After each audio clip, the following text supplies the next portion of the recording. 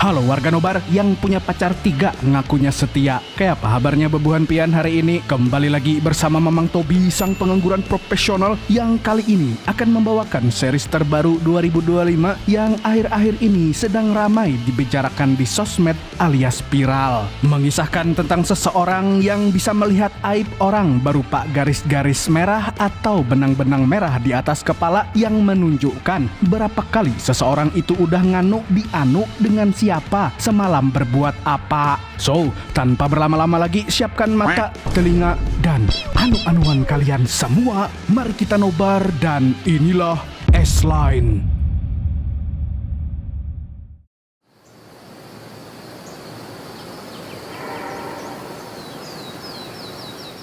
Di awal film, seorang gadis yang penampilannya aut-autan bernama Hyun sedang melihat dunia luar dari jendela apartemennya yang sebagian ditutupi dengan kardus. Anehnya, benang-benang merah muncul di atas kepala orang-orang yang dilihat oleh Hyun. Bahkan, Hyun juga bisa melihat berapa banyak benang pada orang di televisi. Benang itu adalah S-line, yaitu garis yang muncul di atas kepala seseorang setelah melakukan hubungan intim. Semakin banyak garis berarti semakin suhu orang itu, alias banyak pengalaman weleo-weleonya. Dan jika dua garis saling terhubung, artinya kedua orang tersebut pernah menjalin hubungan seksual. Rupanya Hyun memiliki kemampuan melihat garis itu sejak lahir. Namun seiring bertambahnya usia, hal itu justru menimbulkan sebuah trauma mendalam, sebab ibunya membunuh ayahnya setelah melihat gambar Hyun yang menunjukkan bahwa sang ayah selingkuh dengan bibinya.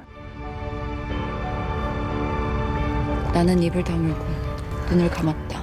Karena tekanan batin setelah menyadari kemampuannya dapat membuat seseorang tewas, Hyun pun berkali-kali mencoba COD sama malaikat maut, tapi rencananya itu selalu gagal. Setelah sadar bahwa dirinya susah mati, Hyun kemudian merenung hingga mendapat wangsit bahwa dia harus tetap hidup untuk memecahkan misteri-misteri terkait kemampuan uniknya ini. 나 말고 누가 이 선을 보고 있는지, 이 선이 왜 생겼는지라도 알아야겠다고.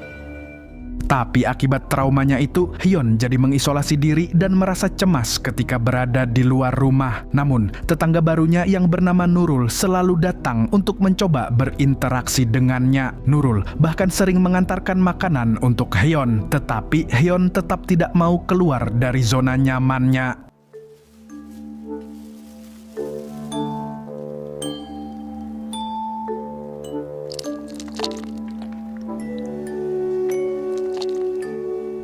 Di sisi lain, mobil yang dilihat Hyun di awal film tadi ternyata milik seorang detektif kepolisian bernama Han Ji-uk. Walaupun kelihatannya seperti mas-mas biasa, sebenarnya Han adalah pria yang hobinya oleo-oleo. Bahkan, dia juga menjalin hubungan gelap dengan rekannya di kantor. Tidak heran kalau di penglihatan Hyun tadi, garis merah di kepala Han berjibun sampai kayak jengger ayam. Sementara di atap gedung sebuah sekolah terlihat seorang siswi dibully habis-habisan oleh segerombolan siswi lain yang dipimpin oleh Yeyong. Murid yang bernama Suna ini disiksa karena tidak mau memberikan uangnya. 전화랑 문자는 왜 씹어? 한 번만 더 신고하면 Sedangkan di tempat lain, Han sedang melakukan penyelidikan TKP pembunuhan di kompleks apartemen Sinwodong, yaitu kompleks tempat Han maupun Hyun tinggal. Korbannya adalah seorang wanita yang tewas akibat dicekik, tetapi apartemennya terlihat bersih dan rapi tanpa jejak sedikit pun. Hingga salah satu rekan Han memberitahu bahwa ada saksi yang melihat seorang pria memakai helm diduga kurir makanan datang ke apartemen wanita tersebut. Namun, setelah diselidiki, hari itu si korban tidak memesan makanan apapun. Ternyata kasus serupa sudah terjadi sebanyak 3 kali di area Sinwudong. Dan saat Hyun menonton berita tentang kasus tersebut, dia melihat pria misterius memakai helm full face yang hanya memiliki 1 garis merah tampak sedang menguping si reporter berita. Tak berselang lama, si pria berhelm itu muncul di depan rumah Nurul. Hyun yang yakin pria itu mirip dengan pria di berita, lantas berusaha menghubungi pihak kepolisian. Akan tetapi saat melihat Nurul menjalin hubungan dengan pria itu, Hyun pun tidak melanjutkan laporannya.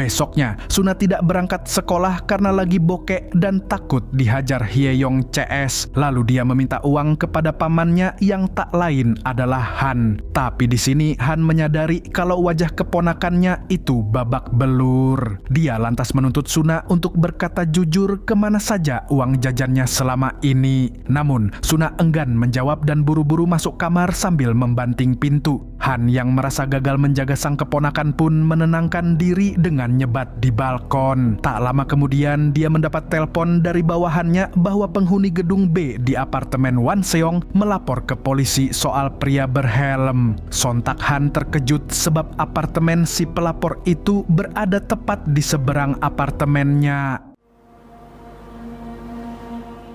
Tanpa banyak cincong, Han langsung mendatangi apartemennya Hyun. Saat tak kunjung mendapat jawaban, tiba-tiba seorang pria yang turun dari lantai atas mengatakan bahwa tindakan Han percuma, sebab Hyun tidak akan keluar bagaimanapun caranya. Namun, Han tetap mencoba membujuk dengan mengatakan bahwa laporan Hyun penting untuk membongkar kasus pembunuhan yang meresahkan masyarakat. Alhasil, Hyun mau membuka pintunya sedikit dan mengatakan kalau dia salah sangka.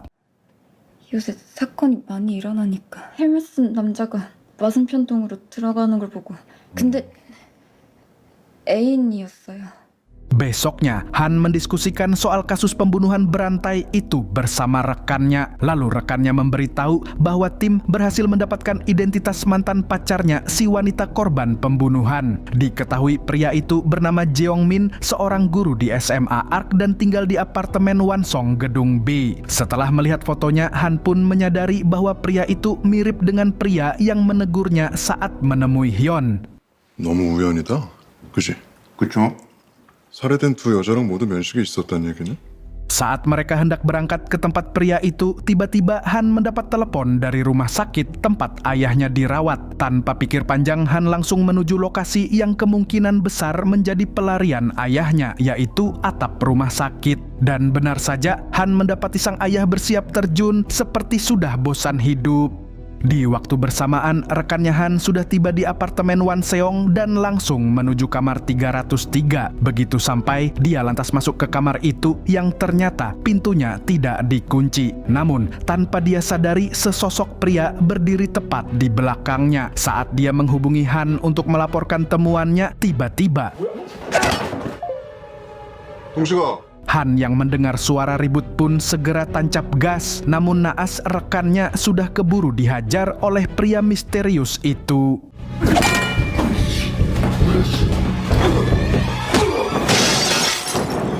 Setelah menghabisi polisi, dia memakai helm full face dan tak lupa kacamata lalu pergi ke gedung apartemen sebelah, tepatnya ke apartemennya Nurul. Di sisi lain, Hyun yang menyadari bahwa si pria berhelm akan beraksi, buru-buru mengambil pisau dan membulatkan tekad untuk menyelamatkan Nurul. Akan tetapi, baru sampai depan pintu langkahnya tampak goyah dan berat. Dan begitu tiba di depan gedung apartemen, Hyun malah kehilangan seluruh tenaganya.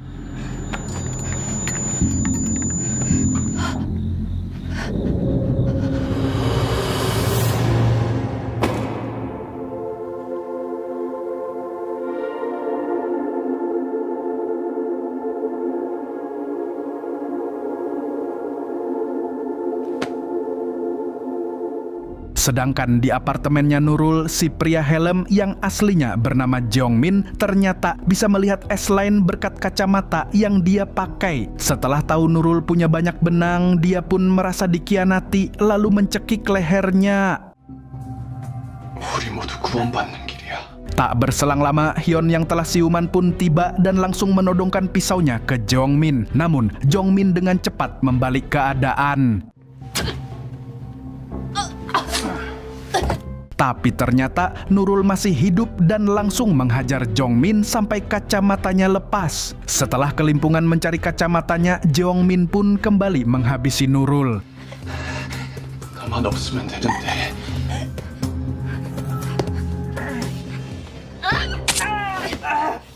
Beruntung Han tiba tepat waktu. Dia membidik Jeong Min dari apartemennya Hyun dan tak lama kemudian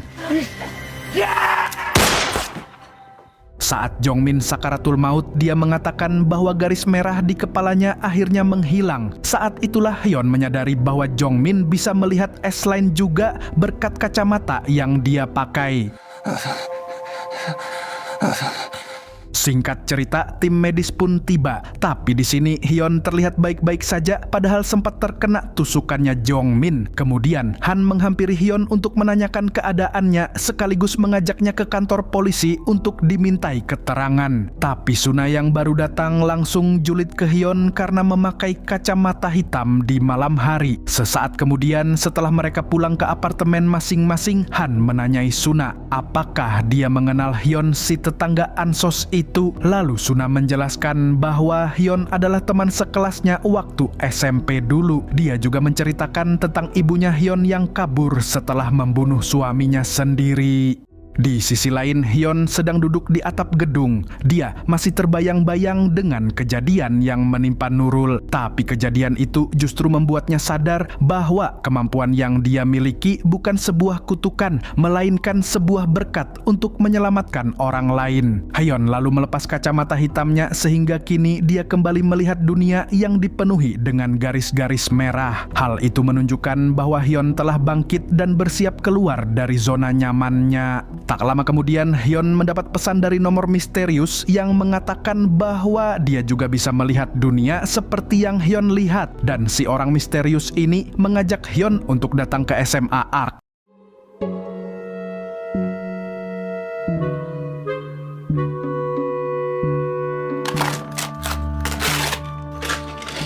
Setelah itu, tekad Hyun untuk bangkit semakin bulat dimulai dari membongkar kardus yang menutupi jendela kamarnya. Sementara itu, Suna yang akhirnya berangkat sekolah lagi-lagi mendapat perundungan dari Hye-yong CS. Hye-yong menemukan surat cinta untuk siswa bernama Jiwon di lokernya Suna, yang sontak dijadikan bahan lelucon untuk mempermalukan Suna. Tak terima diolok-olok di hadapan teman sekelas, Suna lantas menyerang Hye-yong dan berusaha mengambil surat itu kembali. Namun, Hye-yong berhasil membalik keadaan hingga Suna menjadi tak berdaya. Saat itulah seorang guru bernama Gyujin yang awalnya terlihat kelemar-klemer ternyata bisa tegas dan segera menghentikan aksi Hye-yong. Gyujin lantas menasehati Suna dan mengatakan bahwa dia tidak bisa membela Suna kalau Suna terbukti menyerang Hye-yong duluan. Di sini Suna bergumam pelan mengatakan bahwa dia akan membunuh Hye-yong. 죽여버릴 거야. Setelah itu, Suna kembali ke kelas untuk mengambil tas. Tapi ketika hendak pulang, dia menemukan sebuah kacamata di lokernya, di mana kacamata itu sama dengan yang dipakai oleh Jeongmin. Di sisi lain, rekannya detektif Han ternyata selamat. Han pun mengatakan kalau dia masih merasa janggal dengan kasusnya Jeongmin. Maka dari itu, Han mendatangi apartemennya Jeongmin untuk memecahkan misteri di balik aksi pembunuhan yang dilakukan pria itu terhadap mantan pacarnya. Di sini, Han menemukan banyak coretan garis merah memenuhi dinding apartemen Jeongmin. Hal itu sontak membuatnya semakin bertanya-tanya. Sedangkan Suna yang sudah pulang dan mencoba kacamata merasa heran saat melihat benang merah di atas kepalanya. Dia pun dibuat syok berat ketika melihat banyak sekali benang di kepala pamannya. 강선아 밥 먹었어? Kemudian Suna memastikan penglihatannya dengan pergi ke tempat yang ramai. Ternyata garis-garis merah itu ada di setiap kepala dan saling berhubungan. Bahkan yang jeruk sama jeruk pun ada. Di sini akhirnya Suna menyadari makna dari benang tersebut yang merupakan S-Line. Merasa memiliki kemampuan khusus, Suna pun berangkat sekolah dengan riang gembira. Dia mengamati benang setiap murid hingga mendapati benang merahnya Hye-yong terhubung dengan seorang guru. Usut punya usut, ternyata Hye-yong ada main dengan gurunya sendiri. Padahal gurunya itu sudah tuwir dan sudah beristri. 대박. Di hari itu juga kelasnya Suna kedatangan murid baru yang tak lain ialah Hyun. Namun saat Bu Gyu Jin meminta Hyun untuk memperkenalkan diri, Hyun malah diam saja. Sontak para murid mengira dia bisu. Singkat cerita, Han yang masih berusaha memecahkan misterinya Jeong Min kini pergi ke SMA ARK untuk mencari informasi. Di sini dia bertemu dengan Bu Gyu Jin yang langsung menyadari kalau Han adalah pamannya Suna. Setelah basa-basi singkat, Han bertanya apakah Jeong Min selama ini memakai kacamata dan Bu Gyu Jin mengaku tidak pernah melihat Jeong Min memakai kacamata. Setelah dari SMA ARK, Han pergi ke bar tempat Jeong Min biasa minum-minum. Di sini si bartender mengaku sering melihat Jeong Min berhitung dan berakhir berkelahi dengan pelanggan lain. Lalu saat melihat fotonya Jeong Min, bartender bilang kalau setiap datang ke bar, Jeong Min selalu memakai kacamata. Mendengar itu, Han yakin telah berhasil mendapatkan sebuah clue untuk memecahkan misinya. Di atap sekolah, lagi-lagi Suna dibully oleh Hye-yong. Namun di sini Suna berani melawan meskipun akhirnya menerima tendangan maut dari Hye-yong. Tak berselang lama, Hyun datang dan menyuruh Hye-yong berhenti menyiksa Suna. Tak terima disuruh-suruh, Hye-yong pun beralih menyerang Hyun. Tapi kemudian Hyun mengancam akan menjatuhkan tubuh mereka berdua dari atap gedung jika Hye-yong tidak berhenti mengusik Suna. 약속해. 우리 안 건드리겠다고. 알았다고. 놓으라고. Alhasil, Hye-yong beserta antek-anteknya pun langsung pergi dari sana. Malamnya, Suna membuntuti Hye-yong yang ternyata berkencan dengan Pak Guru di sebuah motel. Dia juga memotret mereka dan akan menjadikannya sebagai umpan untuk balas dendam. Setelah itu, Suna mengirimkan foto tersebut ke Hye-yong yang seketika membuat Hye-yong kesal. Tapi ternyata Hye-yong tidak mudah dibodohi. Karena dia masih di bawah umur, maka hanya gurunya yang akan dihukum. Dari situ, Suna mendapatkan ide baru. Lalu besoknya, foto itu dia kirimkan ke Pak Guru yang seketika ketar-ketir. Bukan itu saja, Suna juga memeras Pak Guru sebanyak 20 juta won dan mengancam akan menyebarluaskan foto tersebut. Nantinya, uang itu akan Suna gunakan untuk menyewa rumah baru sebab dia sudah muak tinggal dengan paman yang tidak pernah memperdulikannya. 그래도 있긴 있잖아.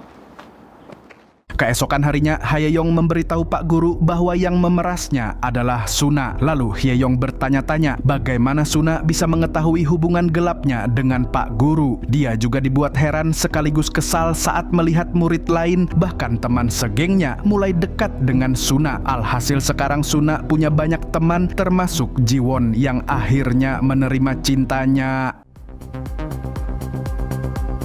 Di sisi lain, seorang guru laki-laki mendapat kiriman foto-foto bukti perselingkuhannya dengan guru lain. Lalu dua guru itu berdebat dan saling menyalahkan. Melihat pertengkaran itu, Hyun pun merasa dejavu. Kemudian saat di toilet, Hyun baru menyadari kalau Suna memakai kacamata yang mirip seperti milik almarhum Jeong Min. Karena didesak, akhirnya Suna mengaku kalau dia bisa melihat S-line saat memakai kacamata itu. Maka Hyun juga berkata jujur kalau dia memiliki kemampuan melihat S-line. 최이슬 10개 이상 체육이랑 수학 불능관계고 더 말해줘. Hyun pun mengingatkan bahwa benda itu berbahaya dan bisa menghilangkan nyawa seseorang. Tapi Suna tidak peduli karena dia sudah terlena dan menganggap hidupnya berubah jadi lebih baik berkat kacamata itu. Kemudian saat pulang bersama Hyun, Suna menanyakan bagaimana cara menghilangkan garis merah di kepala. Hyun pun ingat garis merah milik ayahnya hilang setelah meninggal dunia. 보여줄 거야. 지들이 얼마나 하찮은 인간들인지. Malamnya, Suna yang sedang kencan dengan Jiwon mendapat pesan dari Pak Guru. Dia mengatakan bahwa uang yang dimau Suna telah siap dan menyuruhnya datang ke atap sekolah malam ini juga. Namun, tanpa Suna sadari, Hye-yong diam-diam membuntutinya, kemudian mengambil kacamatanya. Karena ternyata saat di toilet tadi, Hye-yong mendengar percakapan Suna dengan Hyun. Alhasil sekarang dia tahu keahlian kacamata tersebut. Namun saat Hye-yong sedang menikmati menggunakan kacamata itu, tiba-tiba Entah bagaimana nasibnya Haeyong, saya pun tidak tahu. Sementara itu, Suna yang menyadari kacamatanya lenyap kini mulai kelabakan mencari. Namun dia tak menemukannya dimanapun. Dia bahkan menuduh Yeon yang mencurinya. Tapi karena waktunya mepet, Suna bilang akan ke sekolah dulu baru nanti mereka bicara lagi. Sontak Yeon bingung sekaligus khawatir, untuk apa Suna ke sekolah tengah malam begini padahal kan banyak juriknya, Neng. 저기요, 아까 혹시 저쪽에서 안경 못 보셨어요?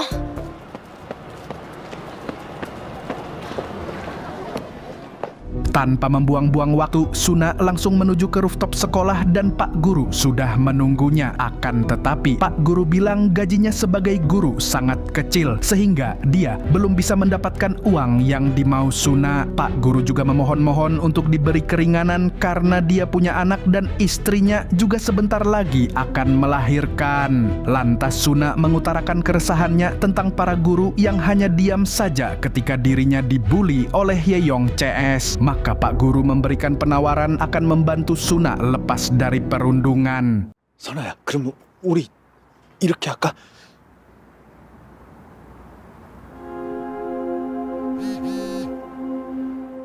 Akan tetapi tiba-tiba Pak Guru mendapat pesan dari istrinya yang ternyata sudah mendapatkan foto bukti hubungan gelapnya dengan Haeyong. Sontak Pak Guru naik pitam, tapi Suna mengaku tak tahu apa-apa. Di waktu bersamaan, Yeon akhirnya tiba di sekolah. Namun sayangnya dia terlambat. Tepat di depan matanya, Suna terjatuh dari atap gedung dan tewas saat itu juga.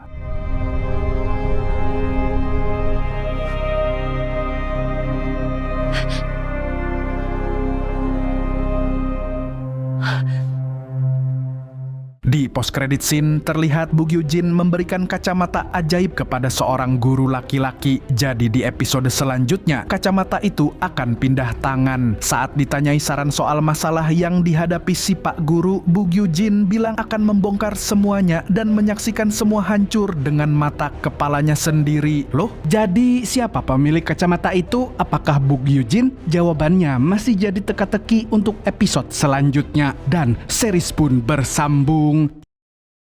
Ya, itulah S-Line episode 1 dan 2. Menarik nih. Kira-kira siapa lagi yang mati di episode berikutnya? Yo nggak tahu, kan belum rilis lanjutannya. Nah, gimana nih warga Nobar? Apakah kalian penasaran dan mau lanjut ke episode selanjutnya? Coba komen aja yang banyak dan share video ini ke teman kalian yang mantannya banyak. Segitu dulu dari Mamang Tobi, sang pengangguran profesional, mengucapkan sampai jumpa di episode S-Line berikutnya. Kalau begitu, Burung Kuntul mohon pamit main burung. Pamit undur diri.